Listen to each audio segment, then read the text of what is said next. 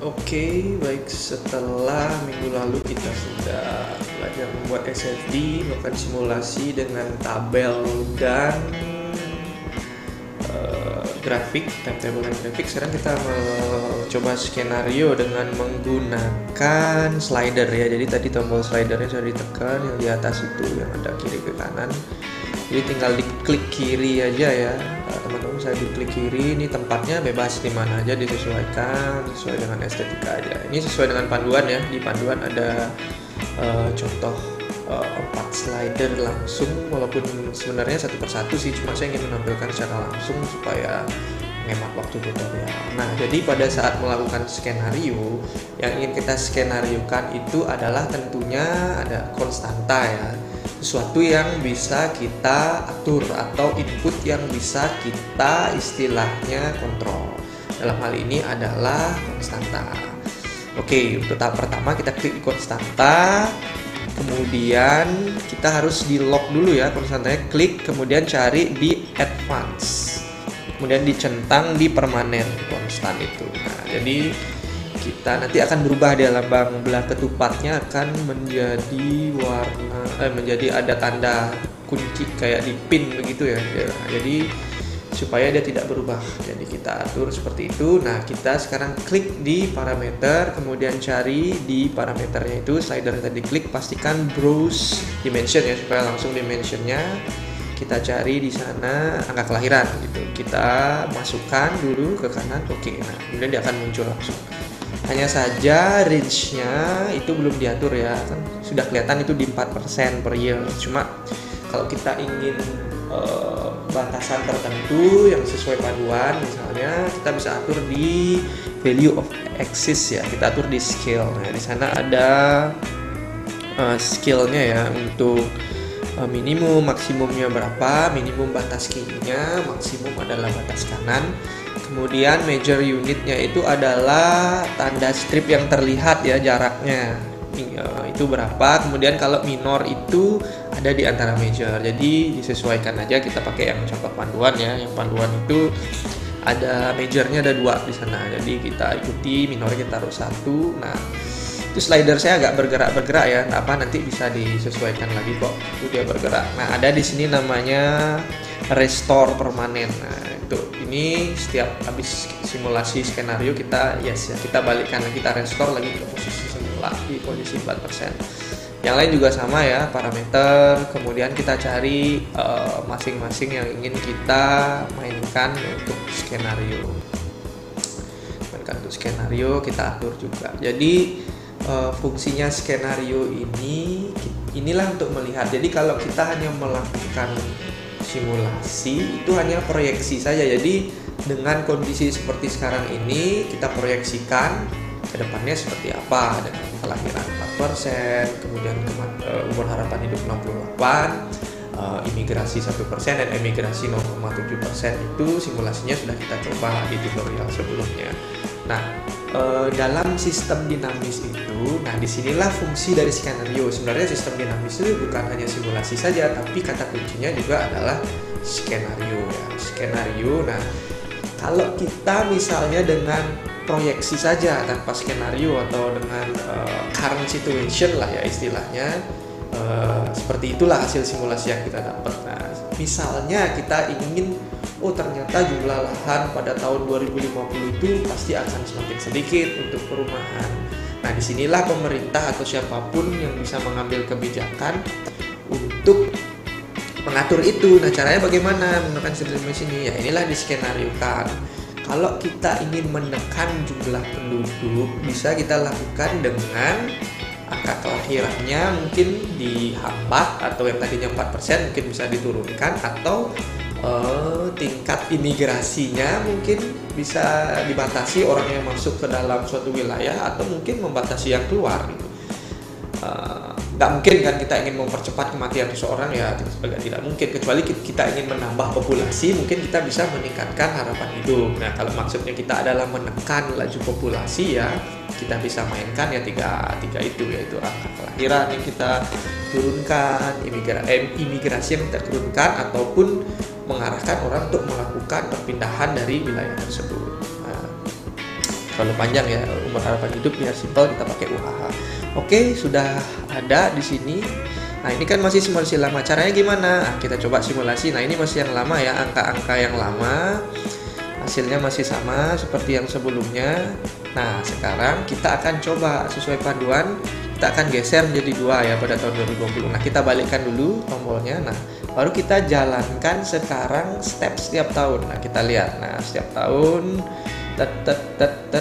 masih sama ya sampai tahun 2018 masih sama karena di panduan menginginkan kemudian angka kelahiran itu diturunkan menjadi 2%. Nah, disinilah kemudian kita turunkan 2%. Kita tarik slidernya. Jadi fungsi slider ini jadi kita bisa melihat melakukan simulasi dengan enak, interface-nya enak. Oke, nah baru kita gerakkan, dia akan turun grafiknya, tidak akan sama seperti grafik sebelumnya. Nah, jadi kita bisa lihat populasi itu bisa kita tekan, jumlah penduduk bisa kita tekan. Nah, kalau kita ingin tahun 2020, berarti programnya harus siap pada tahun paling tidak di 2019 atau di 2018. Program itu sudah ada dari pemerintah. Itulah fungsi dari saat kita melakukan skenario ya. Contohnya yang di buku ini. Jadi inilah dia hasilnya kalau kita menggunakan 2%. Jadi kalau setelah selesai bisa kita restore lagi. Nah, dia akan terjadi penurunan ya, yang tadinya itu di angka 20.000 pada tahun di angka 20.000 ya kalau tidak salah, yang sekarang ini di angka 16.000. Jadi kita bisa menekan populasi pada tahun 2050. Nah, kalau sudah selesai kita restore lagi, maka dia akan balik lagi ke angka 4%. Nah, ini di angka 4% ya benar. Oh, malah 30.000, sorry. 30.528. Kalau yang kita gunakan 2% dia menjadi 16.000, hampir setengahnya kita bisa menekan. Setengah bahkan ya hampir setengah ya kita bisa menekan populasi penduduk. Cara lainnya adalah menggunakan tabel ya. Jadi tabel itu bisa dilihat di sebelah dari si slider ada tabel sebelah gauge ya. Nah, kita bisa atur dulu. Yang kita mainkan tetap input terkontrol atau konstanta. Nah, caranya bagaimana? Klik properties, kemudian kita pilih dulu yang akan kita masukkan. Ada angka kelahiran, kita klik, pastikan juga browse dimensionnya tercentang di sebelah kiri. Kemudian ada imigrasi normal, dan UHH. Jadi ada 4 ya, sama seperti slider, cuma slider posisinya itu berbeda masing-masing ya, tapi kalau tabelnya jadi satu. Kenapa ada fasilitas tabel? Karena pada slider kadang-kadang saat kita menggerakkan itu kurang presisinya ya, jadi nggak pas dia menunjuk di angka 2 atau di angka 4, makanya kita bisa opsi tabel. Caranya untuk yang sebelah kiri kita klik kanan, kemudian kita klik kanan, kita cari di assign parameter name, kita masukkan posisinya sesuai dengan yang kita inginkan. Jadi tadi kan kita sudah input tuh melalui properties, jadi dia sudah muncul parameter yang ingin kita skenariokan. Jadi bisa yang terakhir adalah emigrasi. Nah, sama untuk yang mengisi value-nya juga sama ya. Tadi kan parameter name, sekarang parameter value, diklik kanan juga bisa. Kemudian masukkan parameter value-nya, misalnya kalau angka kelahiran. Atau ada cara lain, sama aja, drag and drop. Drag dari posisi misalnya UHH, kita klik kiri, tahan, kemudian di drop di UHH. Jadi ada 2 cara ya, sama. Jadi hasilnya sama. Jadi bisa di drag and drop atau bisa di klik kanan, insert parameter value.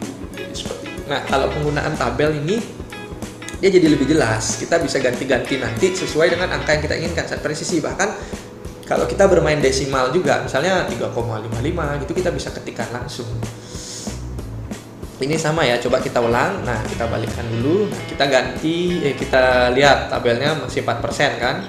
Kita jalankan dulu, ini masih 4%. Kita simulasi sampai 2020 ya. Oke. Kemudian kita klik, klik biasa aja, klik kiri, kemudian kita edit, kita bisa ganti dengan 2% sesuai dengan panduan seperti tadi. Di slider juga akan otomatis berubah ya.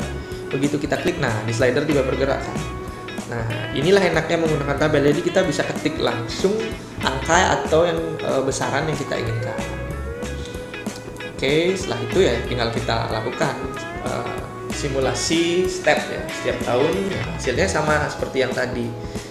Itu kelebihan menggunakan dari si tabel. Jadi tabel itu bentuknya jadi satu, cuma slider dia masing-masing. Ya terserah mau menggunakan yang mana, hanya saja kalau menggunakan slider kadang-kadang kurang presisi aja, menggunakan tabel jadi kita enak bisa mengetikkan berapa. Jadi inilah skenario, tergantung kebutuhan nanti, apakah skenario ingin menambah populasi atau skenario ingin menekan populasi, nanti terserah goals daripada ini itu apa. Jadi kurang lebih seperti itu fungsi untuk melakukan skenario dengan menggunakan tabel atau menggunakan slider. Oke, selanjutnya kita coba balikan lagi dulu. Nah, kita bisa coba macam-macam ya. Kita bisa coba di UHH misalnya. UHH kalau ingin menambah populasi misalnya kita bisa naikkan jadi 70 atau berapa. Kita coba 65 atau diturunkan dulu jadi 65 years. Itu akan seperti apa hasilnya. Itu akan terlihat juga. Jadi kita bisa memainkan sesuai dengan kebutuhan kita seperti apa. Teman-teman mungkin bisa coba yang ada di panduan juga, dikembangkan sendiri. Dasarnya sih seperti ini. Jadi silahkan nanti dimainkan. Ini kan masih model sederhana ya, satu masih penduduk. Nanti kita bisa kembangkan lagi ke ini model penduduk ini menjadi submodel ya, subsistem lah istilahnya kalau sudah di materi-materi selanjutnya. Bisa kita tambahkan perumahan, bisa tambah lingkungan atau ekonomi macam-macam sesuai dengan kebutuhan. Oke, sudah di restore lagi. Jadi kurang lebih seperti itu ya. Ini hasilnya kalau normal. Jadi tutorial kalau untuk skenario dengan slider dan tabel kurang lebih seperti itu dasarnya. Oke, itu tutorialnya. Terima kasih.